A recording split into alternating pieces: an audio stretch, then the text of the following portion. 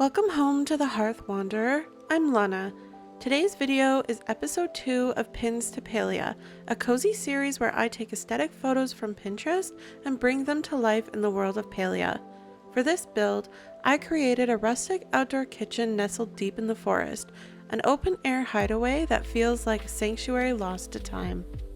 Where red clay shelters soul-warming meals, laughter lingers in the evening air, and nature hums softly all around, it's a space made for slow dinners, shared stories, and the quiet magic of starlight overhead. Here's the inspiration photo I pulled from Pinterest. Weathered, warm, and inviting, the perfect place to unwind, enjoy a hot meal, and listen to the birdsong echoing through the trees. So grab a warm bowl of soup, settle in by the hearth, and let me tell you the story behind this build. Now, I'm going to be honest with you, this build was a bit trickier than the book nook. Between the loft, the pillars, and the custom counters, my poor brain got a full workout. So, we are going to start by laying out your left roof piece by placing 4 wood floors tall by 3 wide. The floor piece you start with here really matters because that's the one that needs to connect with the wooden pillar on the glitch setup wall. For the left roof piece, I started with the bottom left tile, then built upwards into a 4-row, 3-column shape.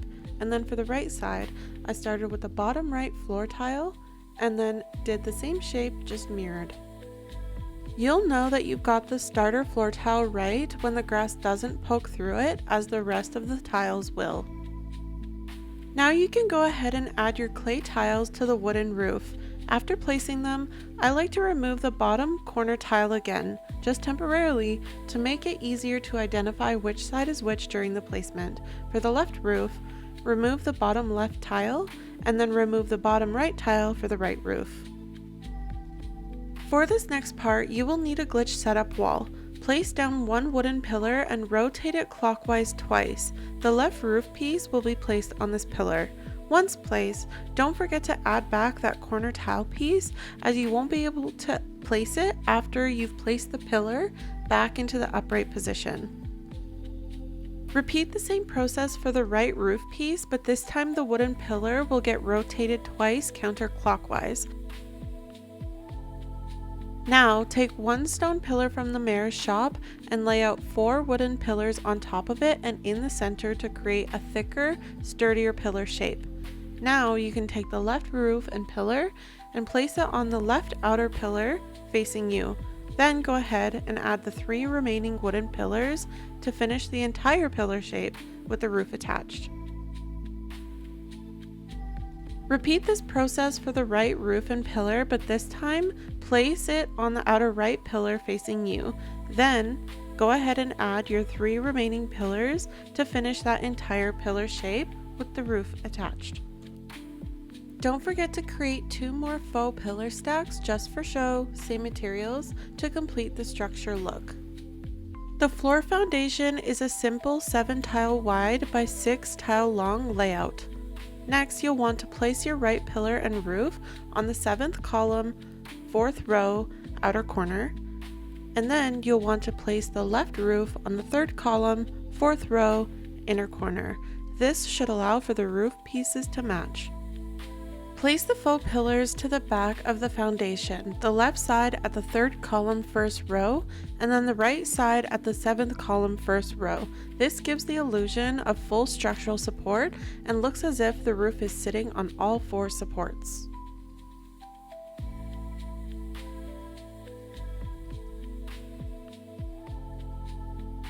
The loft is made up of 2 rows of 4 wooden floors. I place them by hovering near the front pillars until everything snapped into place. It's a bit finicky, but it's definitely worth the effort. From there, I extended the shape to cover the open-air kitchen with a bit more shade and structure. I also added a makeshift wall using wooden blocks and pillars. I won't lie though, this part was super finicky. I had to use the flick method to nudge pieces over and over and take lots of breaks to keep my sanity. If it gives you trouble, you can always skip this part or simplify. There's absolutely no shame in building your own version of this. Next, let's get started on the fireplace wall.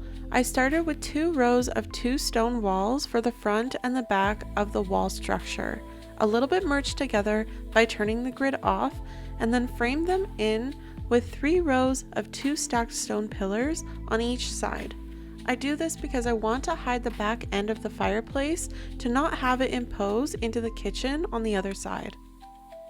If you want a deeper dive on how I created this fireplace, I won't be getting into it in this video, but I do have a video on how I created 2 different custom fireplaces that I will link for you in the description below.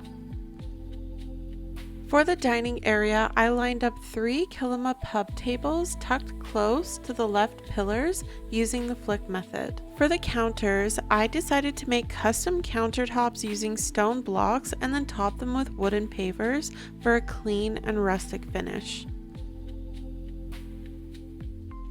Finally, I raised the whole structure up with a block so that I could tuck terraforming pieces underneath and sculpt a soft natural stairway leading up to the kitchen. It adds a lovely little moment of arrival when you walk up to the outdoor rustic kitchen. Okay, so now it's confession time. This is the only decorating footage I managed to capture for this build. I know. It's the rookiest mistake ever, but I definitely forgot to hit record while decorating, which is honestly the equivalent of muting the mic while live streaming and not realizing it, which has also happened. Apparently, my camera and I have an agreement. If I enter a cozy decorating trance, she's allowed to take a break, which is valid, honestly. But luckily, I did get a few moments of me cluttering up the loft, so let's make the most of it. And to be totally frank with you, the loft of the reference picture is what pulled me in to do this for my Pins to Palia build. So I wanted the loft decor to feel cluttered and almost forgotten, with stories and treasures just waiting to be uncovered. I use elements like wooden chests, barrels, clay pottery, straw bales, plants, and abundance of empty antique bottles. I place candles and lamps to fill the darkened loft with warm light that spills into that golden glow. It's not just a storage space for trinkets. Think of it as a resting place for old memories. This kind of decorating, where the space starts whispering its own little story, is my absolute favorite part. This loft feels like it holds stories and memories from many decades, and I truly love that. This build is very aligned to the antique seeker in me. There's no better feeling than finding the best vintage treasures in a dark and forgotten corner.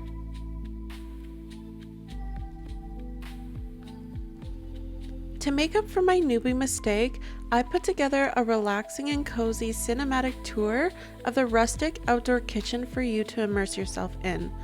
Let's take a slow walk through the finished space together.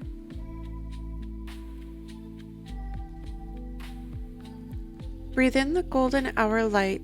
Watch as flame flickers and dances slowly within the trees, and imagine a hush of wind whispering through the leaves as we enjoy this space together. I'll let the visuals speak for themselves, but I'll be right here beside you, sharing a few thoughts as we go.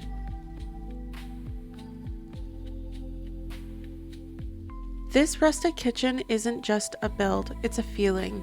A tucked away clearing where time moves slower, where warm meals are shared under an open sky, and the scent of herbs linger in the air.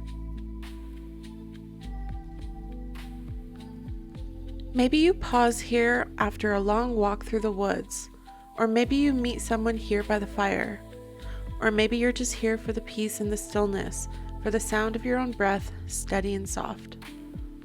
Watch the light catch on wood and stone, the way it pools in corners and dances across the floor. Every little moment here has its place. Nothing is rushed, and nothing is wasted. So settle in, let the forest hold you, and welcome to the hearth. Thank you so much for spending time with me here today. I'd love to hear what you think in the comments. This rustic outdoor kitchen definitely challenged me in new ways, but it was so worth it in the end. And if you're enjoying this series, I've already started dreaming up my next build for my Pins to Palia series, and I cannot wait to share it with you soon. Until next time, friends, take good care, and I'll see you in my next video. Bye-bye! Wait, before you go, did you know that I'm also on Twitch? I've been quietly building the warmest little corner of the internet over there, streaming cozy Palia moments, connecting with kind souls, and just settling in by the digital hearth. If that sounds like your kind of space, you'll find the link in the description, and I'd love to see you there.